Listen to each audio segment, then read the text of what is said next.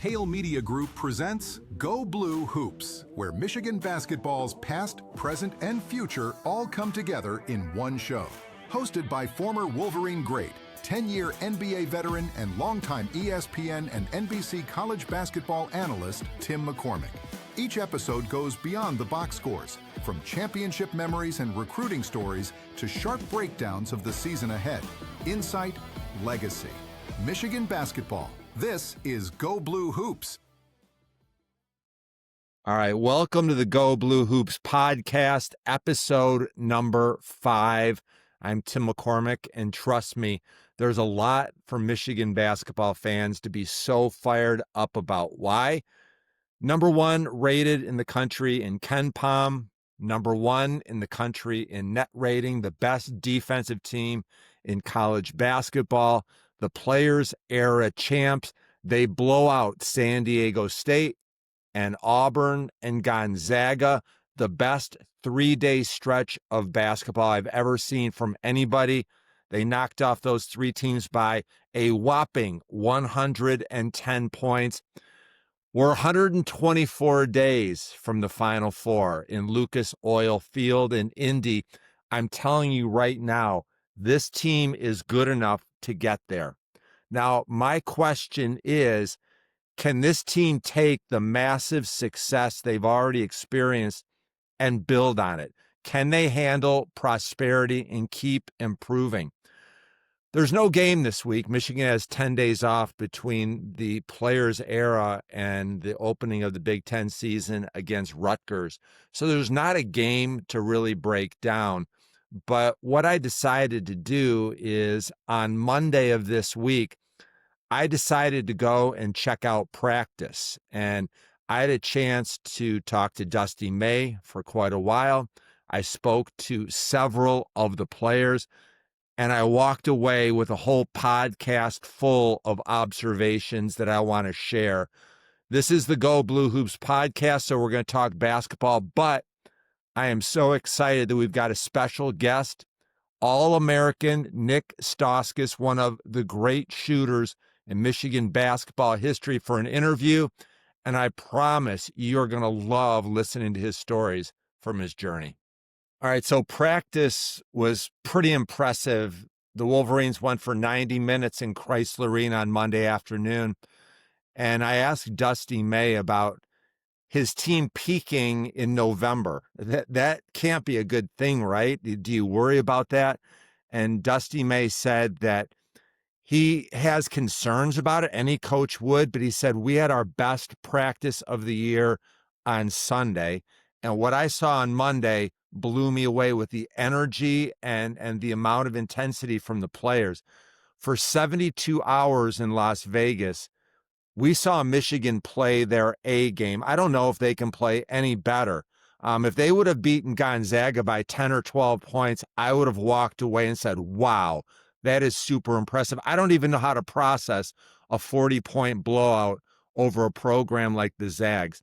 But what I did walk away with is that this team has sustainability because on the offensive end, they have multiple shooters. They play any speed that you want. They're extremely unselfish. They have the best depth on the front line of any team in college basketball. And on the defensive end, they're so versatile. Their big guys close the lane. They rebound as a team, and that serves as fuel to get their fast break going. So, no, I am not worried about this team and being able to sustain things. The other thing that was impressive to me, and I asked Dusty about it, is Michigan's number 1 superpower is contesting shots. I think it's the best thing that they do. And I shared with him a statistic. When I played for the New York Knicks, Pat Riley was our coach, and he was a stickler on just get a hand up, just contest the shot, and field goal percentage will plummet. The number he used is that for jump shooters in the NBA, if they take a 15-foot open jump shot, they're going to make over 50% of those jumpers. If you just get a hand up, being able to give them something else to think about will cause their field goal percentage to plummet down into the low 30s. Dusty smiled and said, that was a long time ago. Guys make jump shots from 15 feet that are wide open a lot higher than they did back then. But he said, you're exactly right. We want to be the best defensive team in the country, and we want to be truly elite at contesting shots. Right now, they are. Also, I wanted to make a couple of player observations that became really apparent to me as I watched practice. LJ Cason is the most improved player on the team so far. His role is as a backup point guard. I was critical of that, and I thought that maybe this team doesn't have enough point guard depth. If Elliot Cadeau goes down with an injury or foul trouble, what's going to happen? I'm seeing LJ Cason really start to understand his job. Number one, pressure the ball on defense. Number two, be disruptive. Number three, search for open shots. And then the last one, and the most important if you're going to be a point guard, is just make good decisions. Don't force action if it's not there. Don't try to get your offense. Let it come throughout the game. LJ Cason, most improved player. Also, Michigan did a lot of shooting drills, which I think is smart this time of year. And I was wondering, who is the best shooter on Michigan's team? I think the best pure shooter is freshman Winters Grady.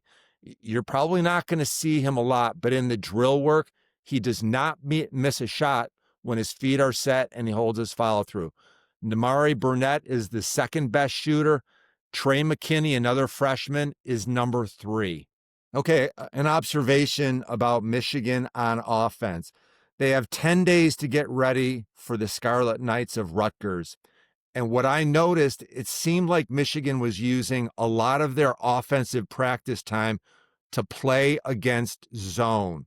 This is a great opportunity because when all of a sudden you're used to playing man-to-man against everybody and somebody throws zone, it can be really disruptive. Remember, Michigan played their opening game against Oakland. Greg Kampe has a really unique hybrid zone that caused a little bit of problems at the beginning of the game. I think that Michigan is going to be too dominant versus zone because of their length. They can throw over the top. Number 2, they've got 5 weapons on the court. Who do you focus your defensive game plan on when all 5 guys on the court for Michigan are weapons? I think this is a big advantage for Michigan that they're going to get a full 10 days to practice against Scarlet Knight zone defense. Okay, a couple of other player observations. Adai Mara, I love his potential. You've only seen a little bit of what this guy can do. He's scratched the surface. He's averaging nearly a double-double from the field. He's shooting 64%, 3 blocks, 2 assists.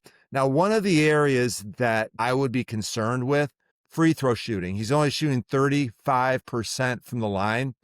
But when practice ended after a very intense 90-minute workload, the players left to go into the locker room. Some of them had to lift weights. But what Adai Mara did is he stayed after for about 40 minutes with a manager shooting free throws. There was nobody else in the gym.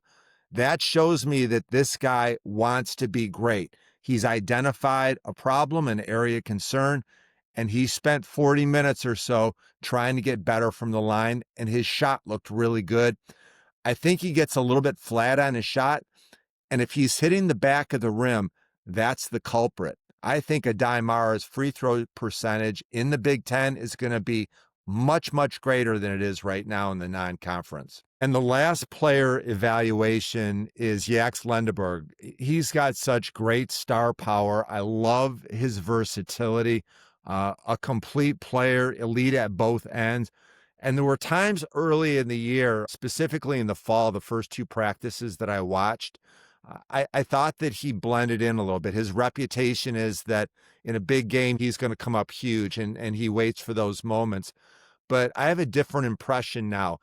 I think that he loves to see his teammates do well. Sometimes he passes up shots to get others involved. People are just starting to learn about him. 16 points, 8 rebounds, 3 assists. those numbers are not really that accurate when you think about the fact that the last 7-8 minutes of games recently, he sits out and watches his teammates. Those numbers are certainly going to go up in the Big Ten. The other thing that I learned yesterday, and I had a nice conversation with him, he's got a big time personality, infectious. He's so positive and optimistic. Will he be all Big Ten this year? Absolutely. Will he be an All-American? I think he's got a great chance because his team is going to be outstanding. He's the best player, and he's so hard to cover. And when Michigan goes with that three big lineup, when I look around the Big Ten, I don't see a lot of opponents, small forwards, that are big enough and strong enough to keep this guy in front of them on the way to the rim. He's going to have a huge year. And a little bit of a teaser. Next week, the guest on the Go Blue Hoops podcast is the ex-Lendeborg. You're going to love it. All right, we are so fired up on the Go Blue Hoops podcast to bring in one of the great guards in Michigan basketball history. Nik Stauskas, thank you so much. Your story is phenomenal. You're from Canada. You were an All-American at Michigan, the number 8 pick in the 2014 draft. 7 NBA teams in 6 years, and so much more to dig into. So thanks so much, Nik. How are you doing today? I'm doing great. Thank you for having me on the podcast. And as always, go blue. I'm excited to chat with you. Yeah. So what are you doing these days to stay busy?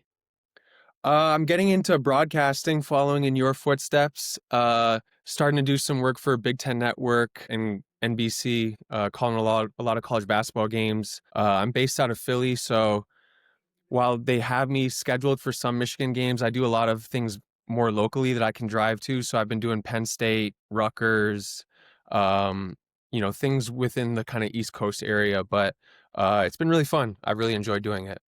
Yeah. What is a typical day like for Nik Stauskas? How do you keep yourself busy? Well, besides the broadcasting, I would say my main passion is investing / day trading. It's become the only thing that I maybe would admit that I like more than basketball. Wow. And so that takes up a good portion of my day in terms of reading, learning, and trading, really. So, and then I got these two little ones at home. I have a 3-year-old daughter and a 7-month-old son. So they can keep me pretty busy too in the midst of all of that.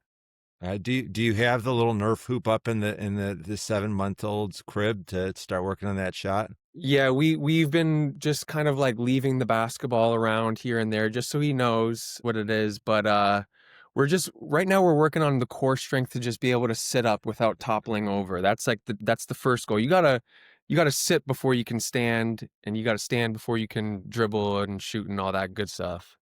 Nik, I like your broadcast. You're really coming on fast, and you had the Michigan Middle Tennessee State game, and it looked to me like that was the first game that led into the domination that we saw out in Las Vegas at the Players Era Classic. Did you see them coming on this strong when you saw them against Middle Tennessee State? To be honest, no. And granted, I knew this team was going to be good. I knew it would maybe take some time to get there. But the way it all came together over a 3-game span to, have 110-point differential, that is absurd. It is so absurd. And granted, they have a great coaching staff. They have great players. It just kind of came together so quickly from a sense because, as you mentioned, calling the Middle Tennessee game, they showed spurts where they were dominant, whether it be on the offensive glass, feeding their bigs, or just in transition. They had a lot of different ways that they were scoring. And defensively, too, they showed glimpses of being able to really lock in. But I didn't see the whole package yet. And so the last 3 games for them is kind of the first time that, as fans, all of us are starting to realize, wow, this group could be very special. Now, are they going to do that every single night for the rest of the season? Probably not. But now there's a benchmark in terms of what we know they're capable of. And so I think for any college team, it's, are you able to be playing your best basketball come March? And now we know what playing their best looks like. So it's kind of a double-edged sword because now I feel like they're going to be held to a certain standard by the fan base and by the media, because once you maybe don't have that same performance, I think people will be like, well, maybe they're falling off. And so now it's just going to be important for them to not put pressure on themselves to replicate that every single game, but to keep their foot on the gas and not coast and not say, oh, okay, we're top 3 in the nation now. Like, teams are just going to bow down to us and we're going to win. That's not how it works. The higher you're ranked, I feel like the better shot you're going to get from each team. So they have a target on their back in a certain sense now. One of the great things about broadcasting is you get access to a program. You learn about their culture and, cool drills that they do, or just how they're different. As a broadcaster, what did you learn about Dusty May and the Michigan team that you can share with us? Well, what I really admire about Dusty, and I think it's comparable to the kind of program that Coach Beilein ran when I was there, the energy and the intensity of the shoot-arounds slash walkthroughs in the pregame. So as a broadcaster, if I'm doing color commentary, a lot of time part of our job is to go to those shoot-arounds so we can sit down with coach, ask him a couple of questions, sit down with a player, ask them questions that we can then relay that information to the fans throughout the broadcast. Some tidbits of information that they may not have known. And so just seeing the shoot-arounds and seeing how sharp all the players are and how they're buying into what Dusty's saying, that was the first thing that stood out to me, because, I go to some other schools to call games and it's not like that everywhere. And even so, the energy that Dusty's bring, like smile on his face, upbeat, energetic. I always say coaching, it truly is it's a young person's game now. And I think Dusty he has the perfect amount of experience and youth to kind of come together and resonate with these kids where they can look at him and really buy into what he's saying. And so there's no monkey business. There's no BS at these shoot-arounds. Everyone's locked into game plan, knowing their personnel, executing their plays, everything being crisp, sharp, on time. And to me, it sounds boring, but being great is boring. And those are the little things that you have to consistently do if you want to be great. And I always bring it back to Coach Beilein. We do 5-star passing. Maybe one of the more basic drills that you can imagine that you probably learned to do when you were in 3rd grade or 4th grade and your coach is trying to teach you how to pass. We would do that daily under Coach Beilein, and some guys would maybe roll their eyes and be like, why are we doing this? But then come game time, that's just natural habit to you to make the right fundamental pass, come into a 2-foot stop, having both pivot feet, being able to reverse pivot, bounce passes, cross court passes, everything you can imagine. Those are things we would work on every day. And it's like those little attention to details that I think matter in the grand scheme of things when it's such an even playing field out there. I was laughing when you said it's a young man's game. You left Michigan in 2014. That's 11 years ago. How has the game changed even a little bit in the last decade? Well, I think the natural evolution, I think Steph Curry has changed basketball, obviously. So I always say, kids growing up, they're going to aspire to be whatever they're seeing on TV. And so for a lot of kids, you don't know what's possible until you see it be done. And so now all these kids growing up in this generation have had, Steph Curry, LeBron James to watch and see, okay, this is possible. How do I get there? And so to me, it's brought in a new wave of people believing like, hey, if I practice enough, maybe I can be automatic from 40 feet out. Now, that's probably not the best style of basketball for all youth, but I just think that you're seeing more and more kids just be extremely talented and skilled by the time they get to college already. And a perfect example of this, I called the game Penn State versus Boston U last week, and BU had a kid on their team, Michael McNair. I think he had 7 threes in the second half. I left that game saying it's a shame because I think he's better than I was when I left Michigan and was Big Ten Player of the Year. And now, granted, he's not on any draft boards. He's 6'4", 6'5", wing, can really shoot it, can, put it on the floor a little bit. No one's talking about him. And I'm watching this kid. I'm like, this guy is incredible. And I think it's just the natural evolution about like 10 years later, everyone can shoot. Whereas back in 2013 when I was playing, yeah, I could shoot it, but it just wasn't as prevalent. Like there wasn't shooters on every single team that were absolutely money if you left them open. And now it's kind of just, it's almost like if you can't do that, you can't play. And so that's to me one of the big changes over the last 10 years. When we talked to Duncan Robinson last week, I asked him the question, who would win a shooting contest between you and Nik Stauskas? And he was very humble about it, but he said he likes his chances. What do you think about a shooting contest between you and Duncan? Who would win, and what do you think of Duncan Robinson? I absolutely I admire Duncan, and I love him so much, and I'm so proud of him. I'm so proud of everything he's been able to accomplish. Truly, all from hard work and determination, and coming into the NBA as an undrafted 6'8" white guy, like and you're labeled as a shooter. It's just, you're going to be attacked. You're going to be challenged every single day. And he has met that challenge and then some, which says a lot about his character as well. So uh, hats off to him for, creating a phenomenal career for himself when, just 10 years ago, he was playing Division III basketball. Like it's so crazy, to think of his journey. But he's the one guy that when I first met him after I played my first year in the NBA, I came back to Michigan that summer and Duncan was on campus about to start his first year under Coach Beilein. And we were scrimmaging and I could tell he could really shoot it. And then after the scrimmages, we'd go through some shooting drills and he just was not missing in shooting drills. Like worst spot would be 9 out of 10. Most of the time 10 for 10.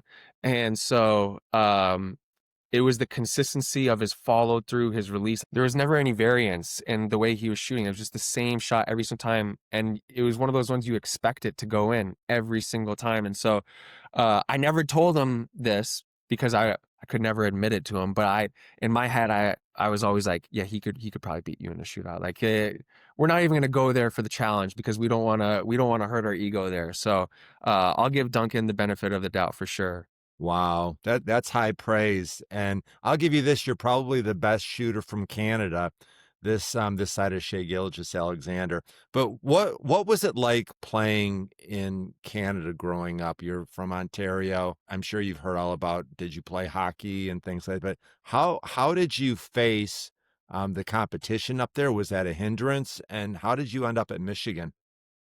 Yeah, growing up, basketball was, I think Canadians did not naturally, uh, lean towards basketball. It was more lacrosse, hockey, things of that nature.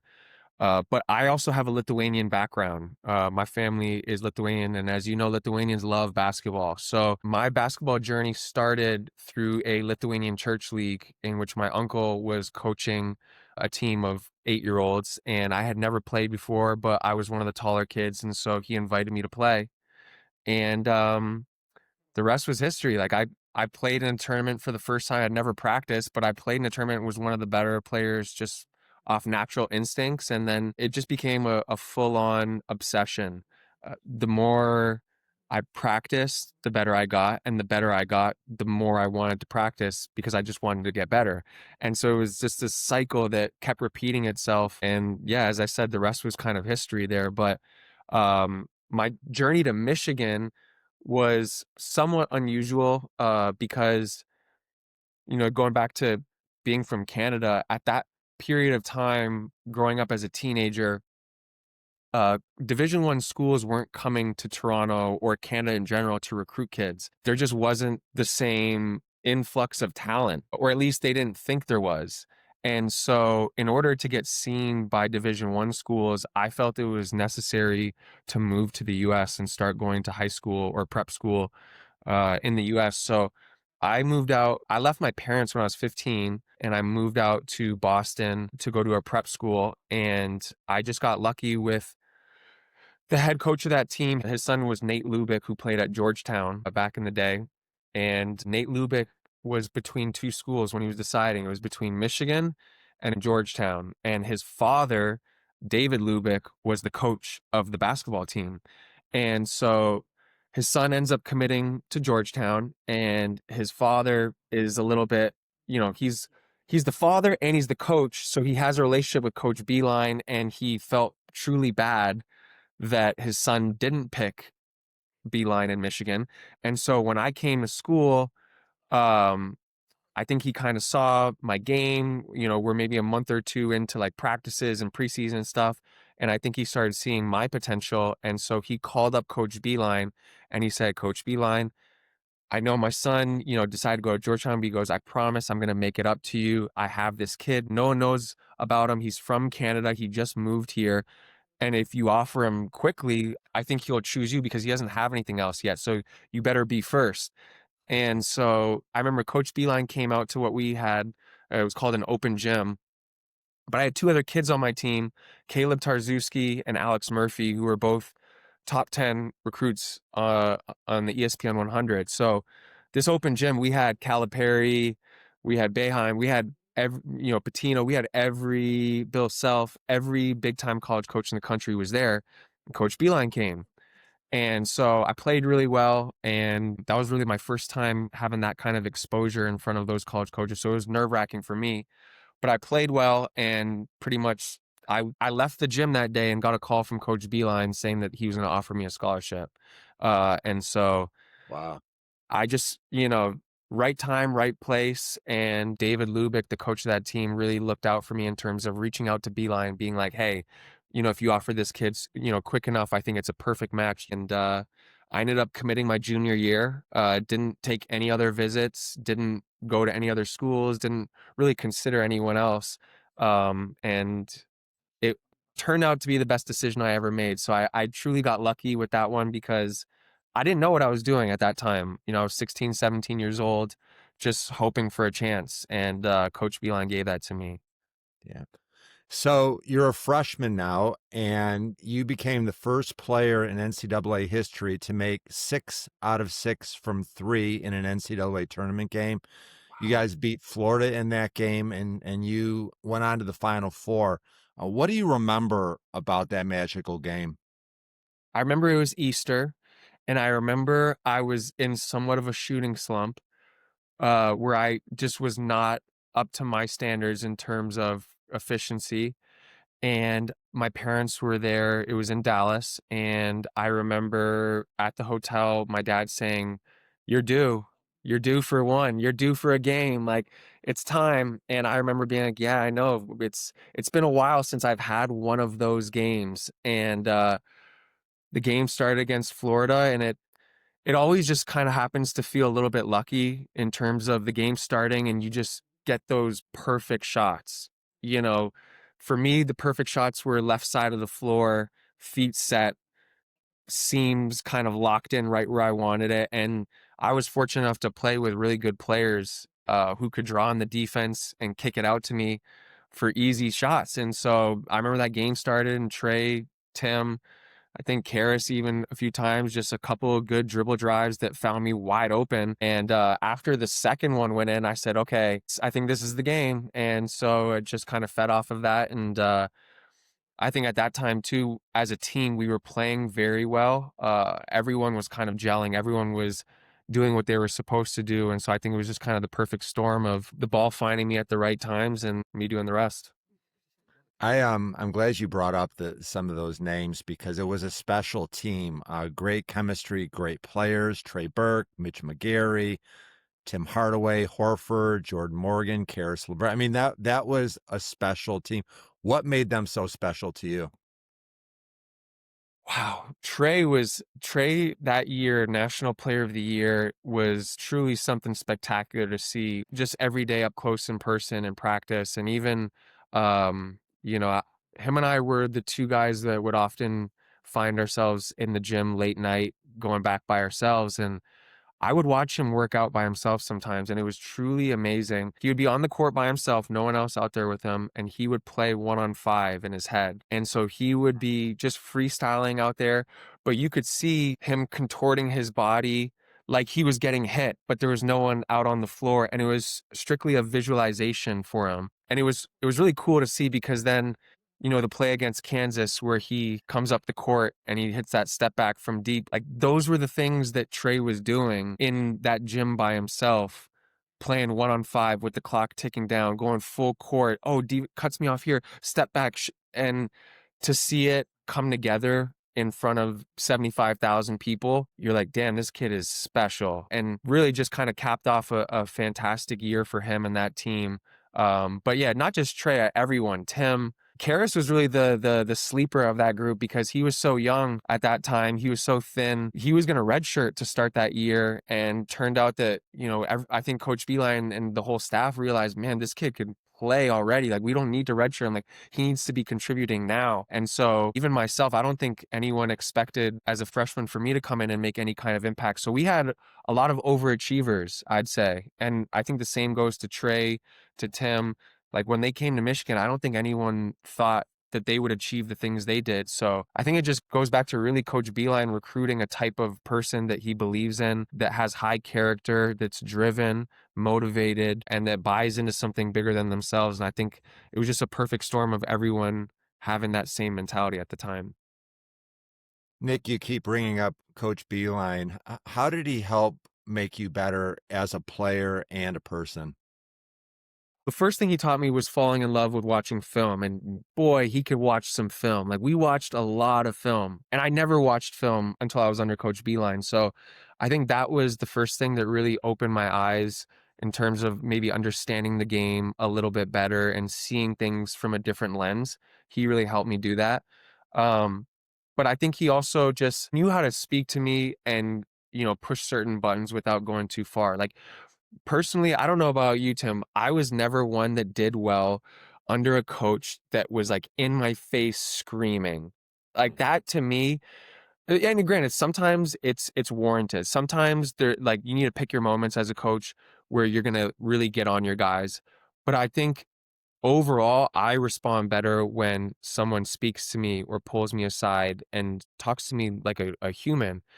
And I think Coach Beilein had the perfect balance of understanding when was the time to like really get on us and when were the other times to really just pull you aside and have a conversation with you. And I think I responded very well to his coaching. Now, granted, I can tell you one time I didn't respond well to his coaching, which is maybe a little funny story if I can tell it. Do I have a minute to tell a story? You Because I do. think You have as many minutes as you want. so my freshman year, the season starts, and I think about 10 games into the season, I was number 1 in the country in 3-point shooting. I was shooting somewhere like 65%, which was ridiculous. I was on no one's scouting report at that time, obviously, because we had a lot of, players like Trey and Tim and Glenn and Mitch. Like, everyone was teams were worrisome about those guys, not so much me. So I was getting wide open shots. So I'm shooting 65%, and I get a little bit cocky, and during a press conference, one of the reporters from Ann Arbor asked me, "You're number 1 in 3-point shooting. Do you think you're the best shooter?" And I was like, "Yeah, of course I think I'm the best shooter. Like, no one's better at shooting than me. This is what I do." And so, of course, immediately after I say that, the next 3 games, I can't hit a shot. The ball will not go in. And we're in practice after this little shooting slump I'm in, and we're scrimmaging, and I pull up like first shot of the scrimmage, short, second shot of the scrimmage, short. And Coach Beilein pulls me aside, and he's didn't yell at me, nothing. He was like, "Nick," and Coach Beilein's all about the fundamentals. He has the Beilein ball with the line on it. Like, he's like, "I can just tell you're not getting your elbow up, you're not getting your legs underneath you, and that's why you're short. You got to do this, you got to do that." Like, really more of a technical mechanics aspect he was coming at me. And I was so frustrated at the moment that I was in the shooting slump that I go, "Coach Beilein, I'm number 1 in the country in 3-point shooting. You don't need to tell me how to shoot." And he looked, and so we're in Crisler, we're practicing in Crisler. He looked at me and he goes, "Go ahead, take a trip to the top." And so he stopped the scrimmage and made me run to the top of Crisler. I had to run all the steps, come back down, and he goes, "Are you ready to have a conversation now?" And I was like, "Okay, I'm sorry. I was in the wrong there. I maybe went a little too far." But again, it kind of speaks to Coach Beilein's tone and his ability to know how to push certain buttons and get certain guys to respond, which again, I really appreciate it, and I think he did a phenomenal job. Yeah, I really enjoyed your journey as a freshman. You were a really good player. As a sophomore, you became an All-American. And I wanted to ask you a little bit about the relationship with your dad because I know he was a rebounder for you. Hmm. Um, my dad rebounded for me thousands and thousands of shots growing up. Then I rebounded for my son. Can you tell our listeners how important that relationship is? And also share the story about when you came home from Christmas and I think you made 40 out of 45 threes and you were a YouTube sensation. Talk a little bit about that relationship, please, and why it's so important to have somebody that believes in you. Yeah, no, my dad was just he did not have to be doing all that. Canada gets really cold out there, and he was out there for every minute of it all, rebounding for me, and nicknamed him the shot doctor because he truly, from that position of standing under the rim, he had seen me shoot so many times that he knew my release. He knew my everything about my form better than even myself. So, if there was anyone that could ever help me, it was him. But I think he enjoyed the journey just the same way that I did. And he was one that definitely another person that I think just understood how to get to me. He was never really one to yell at me, but he knew how to push my buttons. Like he knew and it was brutally honest with me too. Like he would tell me when I sucked, and just would say it to my face. He was like, "You sucked tonight." And so having that honest relationship where he's not going to BS me, he's not going to tell me I'm great if I'm not great, but he's going to encourage me and he's going to be there for me. That's exactly what he did. And yeah, we just like to have fun with it. Like basketball to me was always about having fun. And so the YouTube videos were kind of part of us messing around and doing what we love to do and setting challenges and goals for ourselves. And I'd get into a zone and make 45 in a row or whatever the number was. But yeah, that was just us having fun. And I think I owe a lot of that to my dad because he's a big time golfer. And so a lot of, the lessons that he was teaching me in basketball, he would always revert back to golf. And it would always stem from like, you have to enjoy this. Like, if you're not enjoying it, why are you doing it? Like, this has to be, not every part of it's going to be fun, but he was like, you need to do what you love and you need to have fun doing it. And if that's not the case, it's probably not going to work out because then it feels like work. It feels like you're grinding and doing this. But when you truly enjoy doing something, you're waking up every day, even if it's early, even if it's at 5 a.m., you're waking up and you're excited because you get to do what you want to do or what you love to do. So I think that's one of the cool lessons that he instilled in me. And hopefully I can instill in my kids. Like I would love my kids to play basketball, but I'm the first one to know that if they don't love it, I'm not going to force you to do dribbling drills in the driveway for an hour. Like it's just a waste of time if you don't love to do it. But It's a great concept that you led the nation in 3-point shooting because your dad led all other fathers in rebounding. yeah, So he certainly did. He certainly did. yeah. April 8th, 2013, Georgia Dome versus Louisville for a national championship. I was actually there and it was thrilling to watch. What do you remember about that game? Wow, I remember being the most nervous that I've ever been. I took a moment, maybe an hour and a half before the game. I went out on the court by myself and just shot around. There was no one else out there, and people were kind of trickling into the stadium, and I was just looking, just taking in the scene, and it gives me goosebumps thinking about it now because I was 18, 19 years old, and you're just like, man, this is it. Like there's two teams left. Everyone else is at home, but this is it. Like this is the moment that you work for. And so um the moment was big. Nerves were very high, tension was high, but we felt confident and we felt ready to go. And man, that's one of the games you just wish you could have it back. Like you wish you could just do a couple things differently. And I think we had such good momentum in the first half, especially Trey gets in foul trouble. Spike comes in and just goes bananas, like just having the game of his life. And it uplifted us. Like we were following his lead and feeding off of his energy. And then the Luke Hancock barrage of threes to end the first half kind of just brings us back to life a little bit. And now it's, neck and neck heading into halftime. And just one of those games where, one play here, one play there could have made the difference, and we just came up a little bit short, unfortunately. And so it's one of those ones that you wish you could have back, but that's life. You don't get those moments back. If you could have one thing back, you probably would have covered Luke Hancock a little bit closer, right? Yeah. So actually, what happened is I picked up my second foul guarding Luke Hancock with like 5 minutes left in the half, and Coach Beilein took me out because Coach Beilein doesn't. Once you have two fouls in the first half, you're done. That's why Trey was done the whole first half. Trey picked up two fouls in like the first 5 minutes. So I subbed out, and then the barrage happened right as I subbed out. And I'm not going to say that defense has never been my calling card. Like, I'm not a great defender.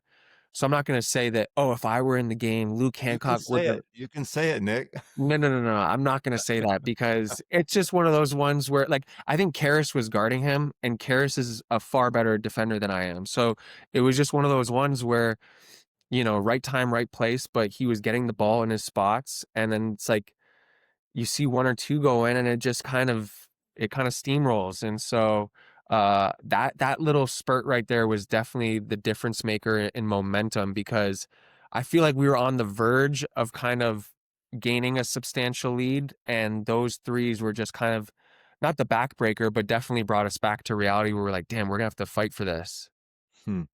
So I want to start winding it up. This is all fascinating to me. 2014, you're the number 8 pick in the draft to Sacramento, and I remember people were saying that you're the next Ray Allen, the next Reggie Miller. What was that transition like for you? And looking back on your first couple of years, what advice would you give yourself now to your younger self when you came in as a rookie?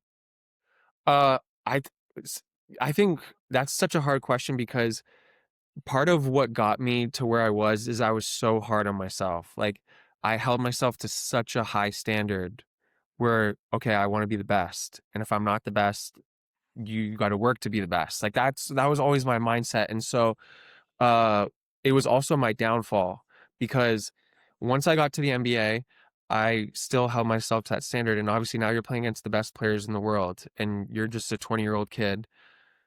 And these guys, a lot of them have been doing it they've been there for 10, 15, 20 years. Like, they're far more experienced. They're far better than you at that time. So it's like, you have a ways to go, and that's okay, but don't beat yourself up over it. And I think that was the hard part for me, was finding the balance of, finding motivation in, your bad performances, without telling yourself you stink and that, the world is ending and blah, blah, blah. Like, I tended to spiral downwards with some negative self-talk. And I think if I could go back and tell myself, or tell any young person, young player that's, starting that journey, is there's 82 games. Like, you're going to go crazy if you beat yourself up after every loss, every bad game. And I think for me, the hardest part of it was, I had never really been on bad teams before. And so, coming from Michigan, where we were winning, winning, winning, and Coach Beilein had built this culture, like, I was so used to things being a certain way. And then I got to Sacramento in my rookie year. Mike Malone got fired a month into the season. Tyrone Corbin took over until All-Star break. He got fired. And then George Karl took over for the remainder of the season. And I love George Karl, but like, George Karl just straight up didn't play me. And so it was just like a crazy rookie year for me. And I think what hurt the most for me at that time, where I was starting to doubt myself, was post All-Star break, when George Karl took over. We weren't fighting for a playoff spot. We were bottom of the West. And, typically most teams that are in that spot, they're going to give, if they have a lottery pick on that team, or they have young guys, that they're invested in, those guys are going to get to play that last 6 weeks of the season. Maybe some of the vets start sitting out. And I think for me, it was hard, because I looked around the league, and all these other guys that were drafted around, my spot, or whether it was lottery, first round, all those ones that were on bad teams, like, they're playing, they're having good games, they're building their confidence. And I couldn't even get on the floor under George Karl. And so I was like, man, maybe it's me. Maybe I'm not good enough. Maybe those thoughts were going through my head, and you're never going to get anywhere when you're telling yourself you're not good enough. And now granted, it would make me go back to the gym and work harder and harder and harder. But like, I look back on it, it was like, it was too much. Like there was times in the summer where I was getting ill because of how much I was doing. Again, it's what got me there, and it was my downfall as well. So I think finding that balance of, letting the bad games kind of just roll over and not thinking about them, not dwelling on it too long, and then harnessing the good games and building off of that. Like, it's such an important skill over an 82 game season to do it. And I think um as much as I was into the mental game, uh that was just something that I wasn't quite able to master. Yeah, I always felt like you went to the wrong team, and like you always reminded me like a Tyler Hero. And if you would have been in Miami or Boston or one of the high character programs, I think your career would have exploded. And it's kind of the hit or miss style that happens with the draft. So Yeah. I hear what you're saying. I wanted to end up with some I call them fast break questions, quick Okay. hitters, short answers. What did you study at Michigan, Nick? I was a general studies, but I only did 2 years, so I didn't really get too far into anything, I guess. But yeah, general studies. Do you remember the toughest class you ever had? Toughest class. That's such a distant memory. Wow. I'll tell you what, the summer bridge program, when we first got there, there was some math classes that were just above my pay grade, Tim. Like, math was not my game, and like the pre-calc calc stuff right over. Gotcha. Which college basketball team was your biggest rival? Michigan State. What was the most points you ever scored in a game at any level? 57 in the G League. That's got to be a record. Uh the record was, so I scored 100 points in 24 hours. I had 57 and then 43 the next night on a back-to-back, and then got signed by the Celtics the next day. That was the record. Yeah. Closest friend from Michigan basketball, the guy you keep in touch with the most. Spike Albrecht. What's he doing these days? Oh, Spike is in sales. He could sell Nice. anything. This guy's good. He's really good. He's a handsome guy. He can talk to anyone. He can kind of schmooze his way in. And then he's got the little card that he can play where he's like, he doesn't look like he's a baller, but he's like, yeah, I did this performance in the national championship, and I'm kind of nice like that. And then people just, they like him. You can't help but like him. Yeah. You were number 11, I believe. Why did you pick 11? Number 11 was chosen because of Jamal Crawford, believe it or not, who is also a former Michigan guy. Why Jamal Crawford? You just liked his game? I loved his game, and I just loved his creativity off the dribble. It was something I admired, and I really aspired to have that in my game. Not that I was ever going to be that one-on-one ISO guy off the dribble, but he was a magician with the ball. He was so good. Favorite NBA player ever? LeBron James. Okay. And then what was your go-to as your pregame meal? Pre-game meal. Ooh. I don't know if I ever had a go-to, maybe just like a pasta. Just like a bolognese pasta just always hit the spot for me. It worked. Final question is, you look back on your Michigan experience, what did you learn that carried you, not only on the court, but off the court for the rest of your life? What really blows me away about Michigan and just my experience there in general is how significant and how big the Michigan family truly is. Like, we say leaders and best, and it blows my mind that everywhere I've ever gone, I've played all over. There's always that Block M somewhere, whether it's on the back of someone's car, on a hat, on a sweatshirt. walking down the street, go blue. Like the recognition is, I had no idea when I committed to Michigan that it was this big, and that there would be these relationships like you and I have, Tim, that just, span over years. And it's like, you just become family, and it's like, okay, we love you. You're one of us now. And it's, I think that's what's so special about it. And again, I didn't know what I was signing up for when I decided to go to Michigan. I didn't realize that it was this grand. And so I'm truly grateful for what it's done for my life and like the relationships I've been able to build. As I said earlier, it truly was the best decision I've ever made. And now it brings me so much joy doing things like this, or calling, Michigan games as a color commentary guy.